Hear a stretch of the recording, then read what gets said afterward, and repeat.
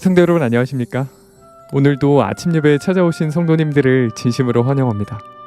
어떻게 하면 우리의 자녀들과 청년들이 사탄과 이 세상에 끌려가지 않도록 붙잡아 줄 수 있을까요?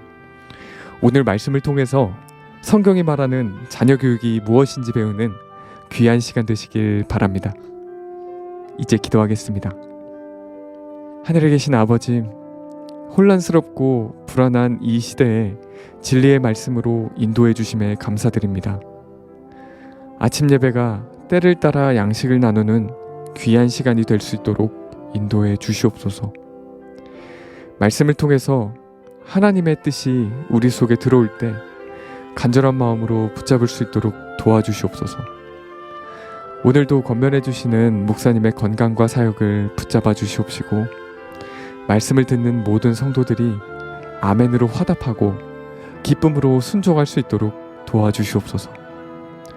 예수님의 이름으로 기도드립니다. 아멘. 오늘 저희가 함께 묵상할 제목은 악에 대한 치료제인 진리입니다. 이제 목사님께서 교제를 통해서 권면의 말씀을 전해주시겠습니다.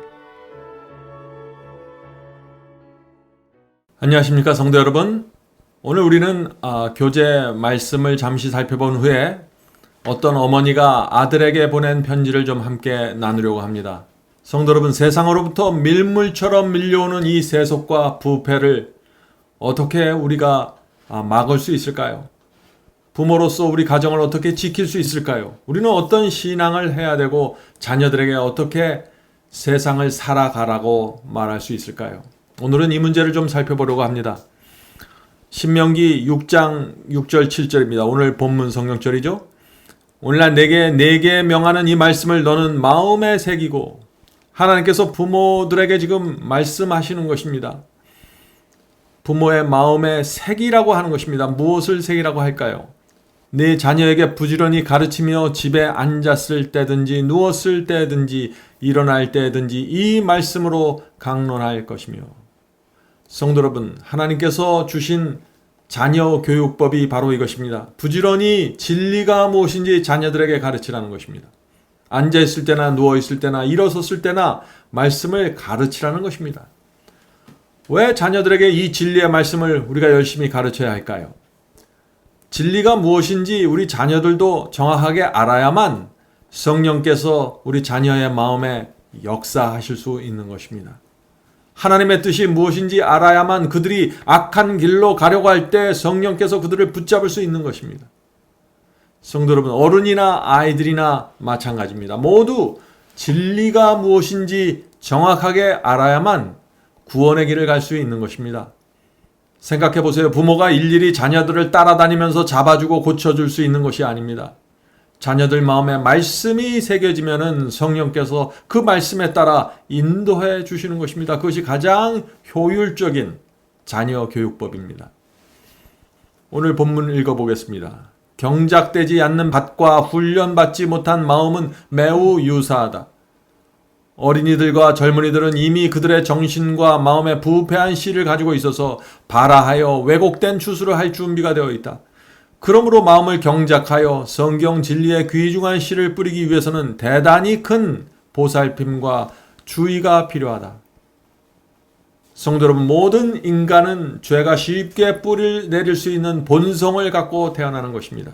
누구나 마찬가지입니다. 게으르기 쉽고 원하는 대로 살고 싶은 욕망을 갖고 태어나는 것입니다. 그런 상태 그대로 자라면 어떻게 될까요? 정신과 마음이 부패하여 구원받을 수 없게 되는 것입니다.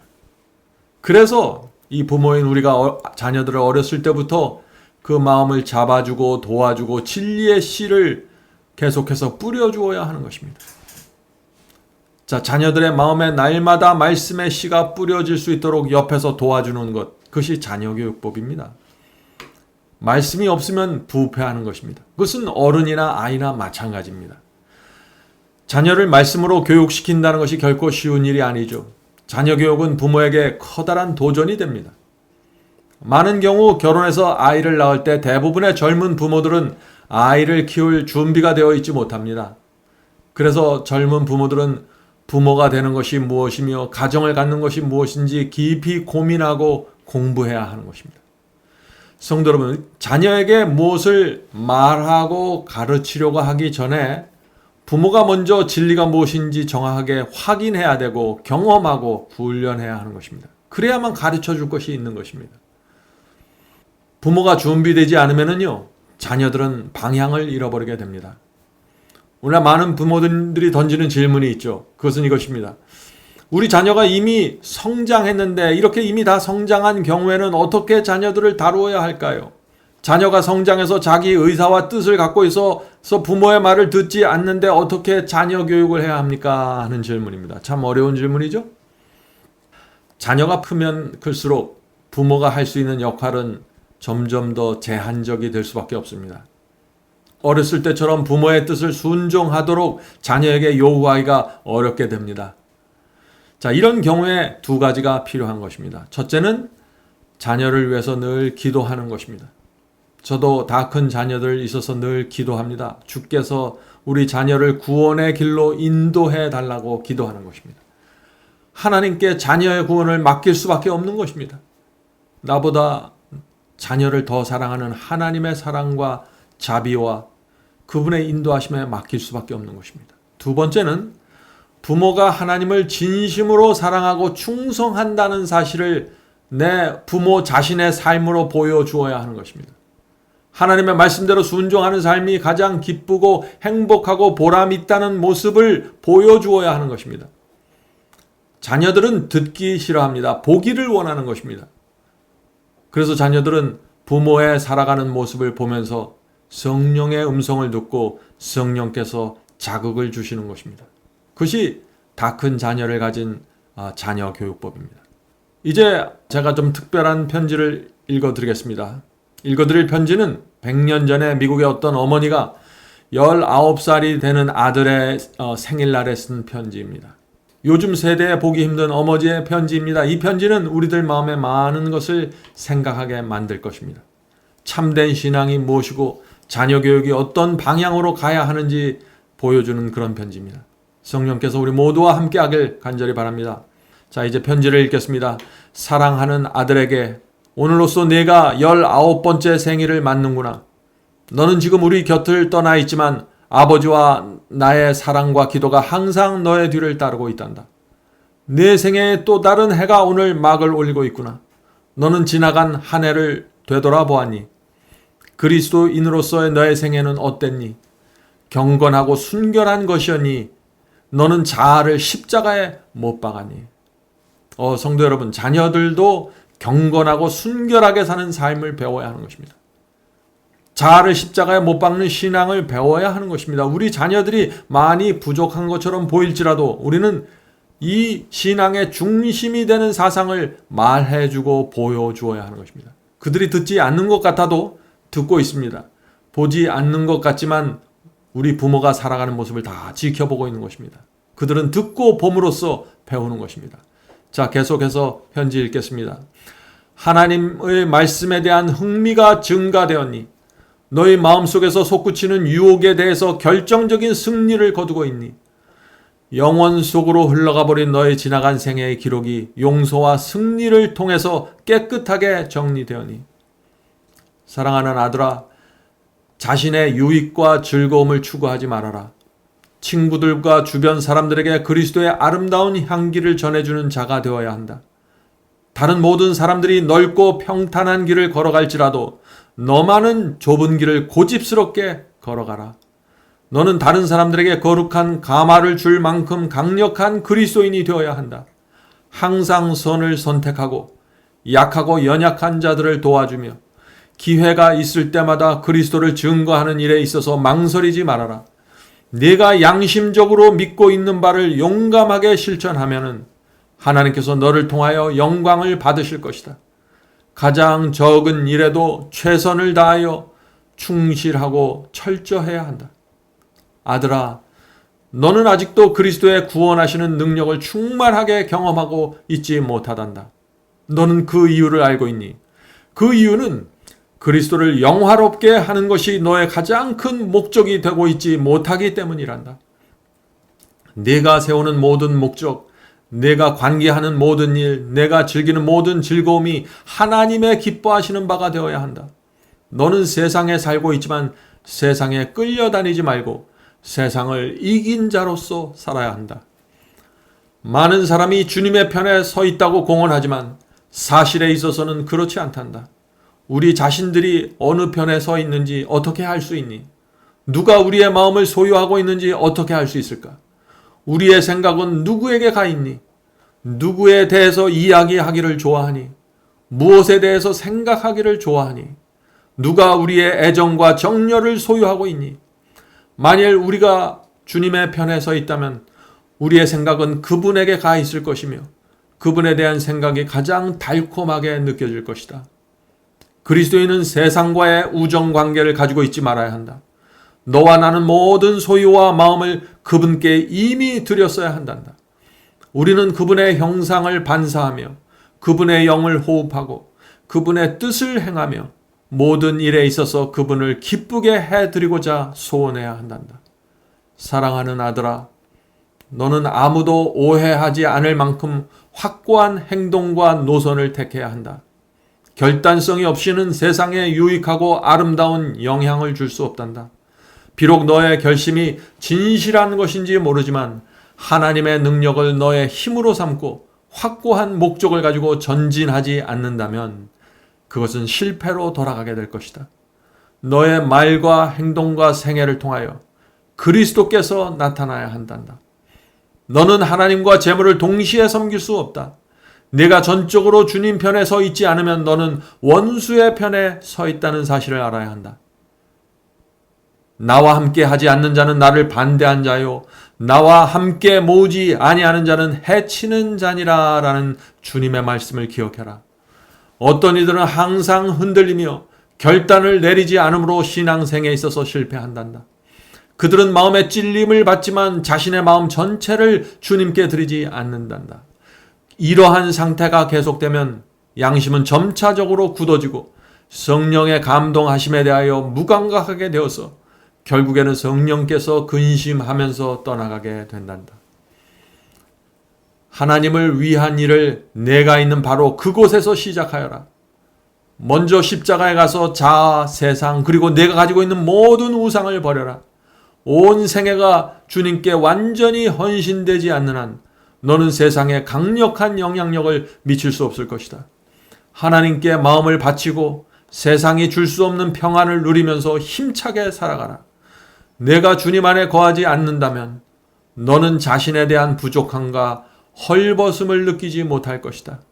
내 자신을 보여달라고 성령께 열렬히 간구해야 한다. 영적인 사물을 사랑하는 것은 자연스럽고 저절로 이루어지는 것이 아니란다.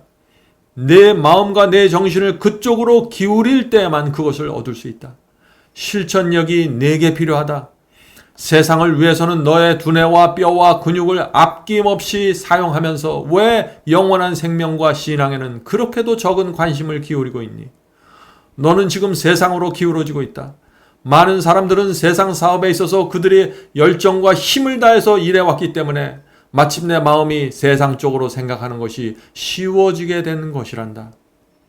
그리스도인들에게 있어서 참된 신앙생활이 그렇게도 어렵고 세상 생활이 그렇게 쉽게 느껴지는 이유가 바로 여기에 있단다. 그들의 마음과 생활의 각 방면들이 세상적으로 생각하고 행하도록 길들여져 왔단다. 하나님의 말씀을 머리로만 동의하고 실제적인 생애에 적용하지 않는 그리스도인들이 너무나 많이 있단다. 수많은 그리스도인들에게 있어서 신앙적으로 생각하고 마음을 하나님께 헌신하는 교육이 너무도 등한시되고 있다. 옳고 의로운 일을 행하는 습관이 결여되어 있다.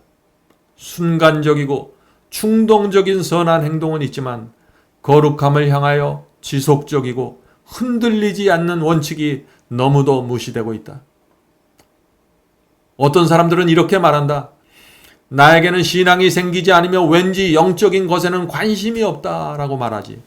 그러나 그런 사람들이 세상에 대해서 이야기할 때 어떠니 활발해지고 말이 많아지며 열심 있는 관심을 나타내고 있잖니. 그러한 사람들은 세상에 속한 사람들이다. 그들은 생애를 통해서 세속적인 기질을 배양해 왔기 때문에 그러한 기능이 발달된 것이다.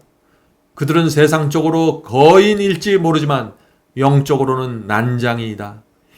이런 사람들은 자신의 수준보다 높고 고상하며 거룩한 가르침과 설교를 들을 때 그것을 이해하지 못하게 된다. 사랑하는 아들아, 우리의 마음은 순결을 사랑하도록 훈련되고 교육받아야 한다. 선과 참된 거룩함에 대한 욕망이 좋은 것이긴 하지만 그것이 거기에서 그친다면 아무 소용이 없다. 고상한 목적은 좋은 것이지만 그것이 실행되지 않으면 아무 소용도 없단다.